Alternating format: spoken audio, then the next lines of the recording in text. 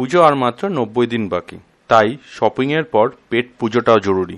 আর এমনিতেই আজকাল ঘুমাতে যাচ্ছি বিরিয়ানি দেখে, ঘুম থেকে উঠছি বিরিয়ানি দেখে। তার জন্য আমরাও পৌঁছে গেলাম দাদা বৌদি মধ্যমগ্রাম।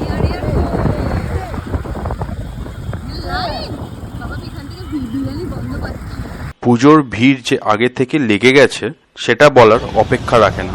মনে হচ্ছে বিরিয়ানি না, কলাপাতা খিচুড়ি দান চলছে। তাই আমরা বসে খাওয়ার আশাটাকে জলে দিয়ে ভোগের লাইন দিলাম। চিকেন বিরিয়ানি 290। ভাই এটা পিসটা দেখে দিন ভাই। নেন একটু বড় দেখে দিন। কি রেওয়াজি না রেওয়াজ ছাড়া? রেওয়াজি মোটা সেমি রেওয়াজি। এইভাবে হাড়ি হাড়ি বিরিয়ানি কাটা দেখতে কার না ভাল লাগে। যাই হোক, অন্য একদিন দেখাবো দাদা বৌদি এই মধ্যমগ্রামের বসে খাবার অভিজ্ঞতা। খেতে এসেছিলাম, এত ভিড় থেকে পার্সেল নিয়ে বাড়ি যেতে হচ্ছে।